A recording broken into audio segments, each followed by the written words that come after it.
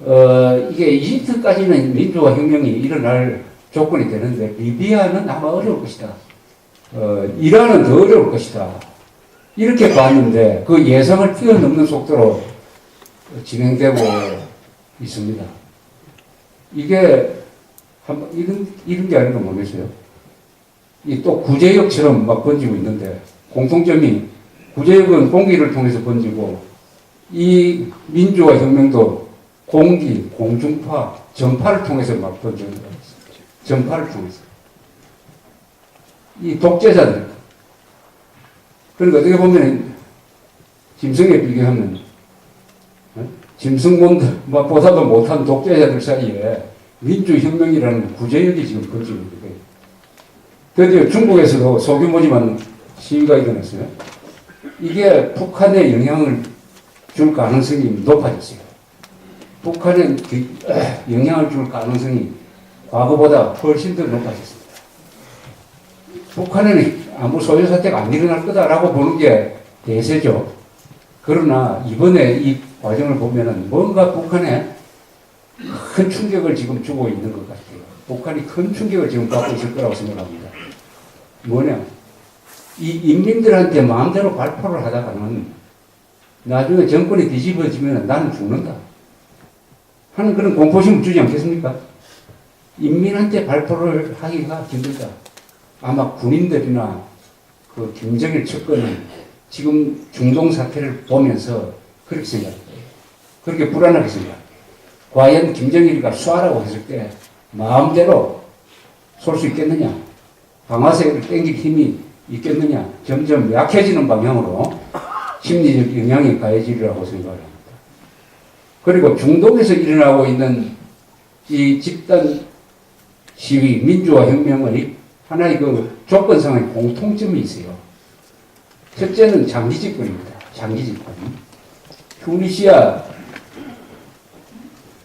벤 알리라는 사람이 23년, 무바라크 30년, 이 예멘의 독재자 32년, 그리고 카다피 42년, 20년에서 40년 장기 집권한 사람에 대한 불만. 그 다음에 또 세습이에요, 세습. 이게 또 세습으로 가는 거예요.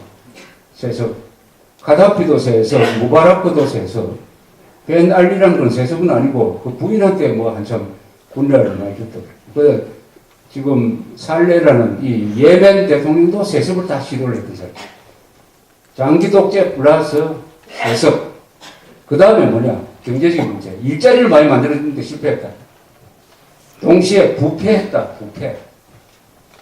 이 네 가지 조건이 합쳐지고 있습니다. 일자리 만드는데 실패해가지고 젊은 사람들 실업자가 많다. 불평불만이 많다. 그러니까 데모할 인력이 많아졌다. 그 다음에 부패해가지고 빈부격차가 심해졌다. 장기 독재에다가 그보다 더 나쁜 세습 독재로 가고 있다. 이게 여기다가 플러스 핸드폰이 많이 보급돼가지고 인터넷으로 불만을 표출하고 그것을 기반으로 해가지고 집단 행동을 조직화할 수 있는 인프라가 깔려있다. 이 5개 조건이 충족되니까 지금 거의 일제히 시위, 이란에까지도 시위가 지금 발생을 하고 있고 이게 굉장히 장기화될 것 같아요. 장기화된다. 이게 그냥 하루 지나가고 끝날 일이 아니라 그러면은 장기화가 되면 뭐냐? 이슬람 중동 세계를 바꾸게 될 것이다. 그럼 이 공식을 가지고 북한한테 딱 적용을 해보면은 북한에는 있는 게 있고 없는 게 있어요.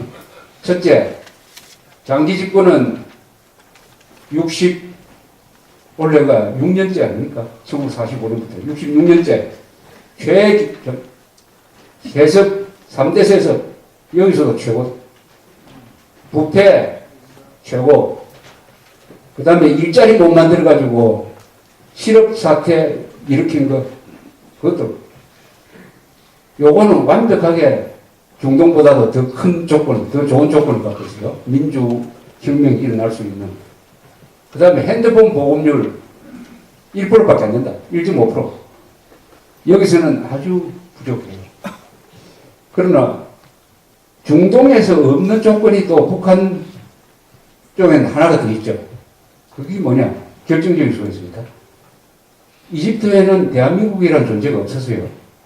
이집트의 민주화 혁명을 촉구하고 선동하는 외부 세력이 없었습니다. 리비아도 없어요. 그러나 북한의 민주화 혁명을 촉구하고 선동할 수 있는 대한민국이라는 절대적인 존재가 있다. 이렇게 따져보면 북한의 조건이 중동보다 더 유리할 수가 있다. 유리할 수가 있다. 그래서 가장 결정적인 것은 한국이 어떤 역할을 하는 거죠. 북한 사람들이 들고 일어나서 평양에서 이집트식으로 왜 시위를 안 하지 하면서 기다리지 말고 시위가 일어나도록 여기서 힘을 써야 될 거 아닙니까? 시위가 일어나도록 힘을 쓸 수 있는 조건이 또 북한에 형성되어 있다. 북한에 시장이 있다는 거죠. 시장이 있기 때문에 시장을 통해서 남한의 영향력을 받아들일 수가 있다. 피자가 공을 던지면은 그걸 받아주는 캐쳐가 있어야 되는 거 아닙니까? 북한의 캐쳐 역할을 하는 시장이 존재한다. 우리가 풍선, CD, 돈, 정보를 집어넣어주면은 시장이 딱 받는다. 그래서 확산시킨다. 그러면은 결정은 어디서 해야 되느냐? 대한민국 국민이 들고 일어나가지고 북한의 민주화 혁명, 민주화 시위가 일어나도록 우리가 촉구를 해야 됩니다. 촉구. 그리고 민주화 혁명을 우리가 외국 세력이 지지를 해야 돼요. 이집트의 민주화 혁명 지지, 리비아 민주화 혁명 지지, 그 지지를 표명을 해요. 마침 국민행동본부에서 이런 행사를 지금 결정을 해가지고 준비를 하고 있어요. 2월 24일 날, 이번 주일 목요일 날 오후 3시, 2월 24일 날 목요일 날 오후 3시 프레센터에서 제목이 좋습니다. 중동 민주화 혁명 지지 겸 북한 동포 권리 촉구 국민대회. 제목이 좋지 않습니까? 북한 동포 권리 촉구 국민대회를 하기로 했습니다. 프레센터 오후 3시 2월 24일 날 이번 주 목요일입니다. 자, 그러면 우리가 할 수 있는 구체적인 건 뭐냐? 북한한테 이제 정보가 들어갈 수 있는 구조가 지금 형성되고 있으니까 북한한테 이집트 혁명에 대한 소식을 계속 전해줘야죠. 풍선을 통해서 전해주고 통화할 수가 있으면 하고 편지 쓰고 인터넷을 통해서 북한의 최소한 한 몇만 명의 정권 유지 핵심 분자들은 인터넷을 보게 돼 있어요. 김정일도 인터넷을 봅니다. 그 아들들도 다 봐요. 그러니까 남한에서 북한 주민들의 민주화 혁명을 지지하고 촉구하는 그런 결의를 보여줘야 됩니다. 어떤 방식으로 결의를 보여주겠느냐? 많죠. 첫째, 이런 분위기라면 정부 여당이 여기에 맞춰가지고 김정은에 대해서는 우리가 북한의 지도자로 인정해 줄 수 없다. 왜냐? 김정은이가 북한 주민들의 자유로운 선거에 의해서 뽑힌 지도자이기 때문에, 지도자가 아니기 때문에 앞으로 김정은이하고는 상대 안 하겠다. 김정은이하고는 민주적 원칙에 의해서 김정은을 우리가 북한의 정당한 지도자로 볼 수 없으니까, 김정일은 정권을 잡은 지 오래되니까 할 수 없지만 앞으로 김정은부터는 지도자로 인정할 수 없다. 정상적인 선거를 거쳐서 뽑힌 사람하고만 대화를 하겠다. 이렇게 선언을 하는 게 맞습니다. 두 번째는 경고하는 거죠. 인민한테 총격을 가한 자는 통일된 이후에도 공소시효 관계없이 반드시 처벌한다. 처벌하겠다. 이거 당사자한테는 굉장히 뜨끔한 충격이 됩니다. 나중에 발포하라는 명령이 내려왔을 때 아마 이 국회 결의를 기억할 거예요.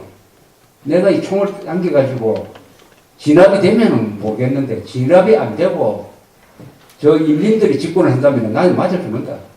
한국으로 도망가도 한국에서도 맞아 죽는다. 그럼 지금부터 조심해야지 하는 그런 경고를 내릴 수가 있습니다. 동시에 우리가 가지고 있는 돈, 정보, 특히 돈을 투자를 해가지고 북한으로 보내는 풍선 라디오를 몇 배로 증가시킨다. 그리고 무엇보다도 북한에서 민주화 혁명이 일어나도록 촉진하는 의미에서 남한에서의 종북 세력을 끝장낸다. 남한에서 친독재 세력이거든요. 이 종북 세력의 특징은 친독재 세력입니다. 아니 무바라크 같은 독재 세력도 물러나는데 대한민국에 무바라크보다 한 100배는 더 악질적인 김정일 정권을 추종하는 친독재 정권, 종북 세력, 민주당, 민노당 이런 세력을 정치적으로 무력화시키는 행동을 보여줄 때 이게 다 합쳐져 가지고 북한 주민들한테 큰 용기를 주게 될 겁니다. 그렇게 해야 들고 일어나게 됩니다. 그렇게 해야 북한 주민들이 들고 일어난다. 그러니까 우리가 결심하면 북한이 들고 일어난다. 카이로에서 평양은 멀지 모르지만은 카이로에서 서울을 경유하면은 의외로 평양까지 빨리 간다. 여기에 대해서 어떻게 생각하십니까? 그래서 이런 뜻을 모아가지고 우리가 한번 집단 행동을 한번 해보자는 뜻으로 2월 24일 날 목요일 오후 3시에 프레스센터 20층에서 중동 민주화 혁명 지지 및 북한 동포 굵기 촉구 국민대회를 열자.